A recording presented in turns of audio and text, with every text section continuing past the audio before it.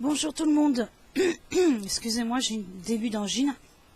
Alors, on se retrouve pour la vidéo, comme promis, sur la limonade de fleur de sureau, que l'on appelle aussi champagne des fées. Voilà. Donc, pour ce faire, je vais utiliser la fontaine que j'ai achetée chez Action. Il faut bien visser le pas de vis à l'intérieur, sinon ça fuit. Elle fait 5 litres. Les proportions que je vais vous donner, c'est des proportions de base pour 5 litres que vous diminuerez si vous pouvez faire ça aussi dans des grands bocaux. Hein. Voilà. Donc il nous faudra des fleurs de sureau que l'on appelle, ceci là, des parasols en fait. Donc il en faudra une dizaine, 10-12. Et il vous faudra 5 citrons. Alors, moi je vais mettre un peu plus de citron, c'est-à-dire je vais mettre 6 citrons et je vais mettre 10 parasols comme ça de fleurs de sureau et 500 g de sucre. Sachant qu'il n'y a pas tout à fait, qu'il n'y a pas 5 litres ici, mais bon, comme je l'aime bien sucré. Donc là je mets le sucre tout de suite dans l'eau. Oups. Alors je vous remontre la fleur de sureau à ne pas confondre avec la fleur de l'elbe, qui est toxique. Donc voilà, elle est bien blanche, alors que l'autre, à l'intérieur, au niveau des pistils, il y a un petit liseré rose. Rose, rouge, ça dépend. Voilà. Donc je vais mettre... Alors les 5 citrons, vous les coupez soit comme ceci, là c'est en 2, puis en 3. Vous pouvez les mettre en rondelles. J'avais commencé en rondelles et après j'ai fait comme ceci là, parce que ça, je pense que ça me prendra moins de place. Donc je mets tout dedans.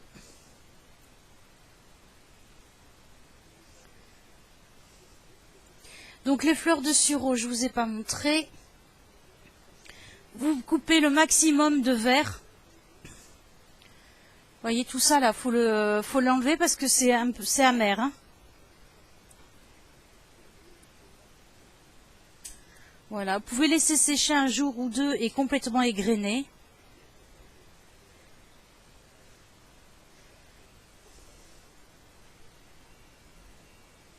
Hop.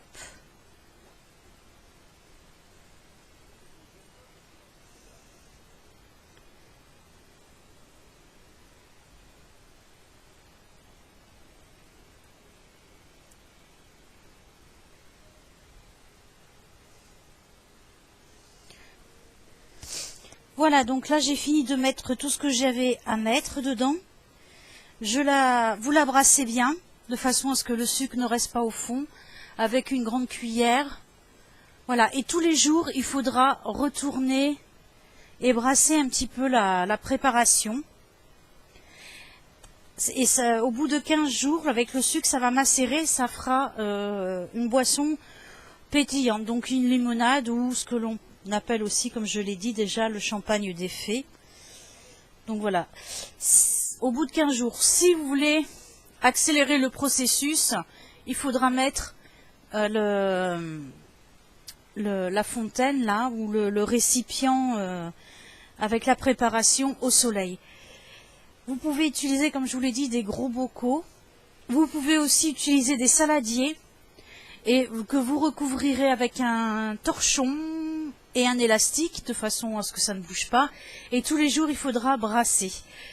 Il y en a aussi qui le font dans vous savez, les grandes fontaines, les fontaines à eau là, en plastique. Mais bon, le plastique, moi, je recommande pas. Pour moi, le mieux, c'est comme ceci, ou dans des grands bocaux, et après, vous transvaserez. Voilà. Ensuite, une fois que ce sera fait, la préparation, il faudra la filtrer. Voilà. Et vous aurez votre limonade. Bien sûr, je ne vous l'ai pas précisé, c'est des citrons bio, hein, c'est pas... parce qu'on met la peau, on met tout avec. Donc ensuite, une fois que la préparation sera aura bien macéré, je vous dis une dizaine de jours, 10, 15 jours, vous allez la passer. Soit, moi je vais la remettre dans la fontaine, que je mettrai au frigo, soit vous la mettez dans des... Le mieux c'est les bouteilles de limonade, là, avec le petit capuchon en plastique. Voilà, et ensuite vous mettez le tout au frigo et vous ne le touchez pas avant 6 jours, de préférence. Voilà, de façon à ce que le pétillant se refasse. Tout à l'heure, en parlant des fleurs, je vous ai dit des ombrelles, je crois. C'est en regardant. Et en fait, c'est les ombelles, hein, je me suis trompée. C'est pas une ombrelle. Voilà. Bon, bah, sur ce, je vous embrasse.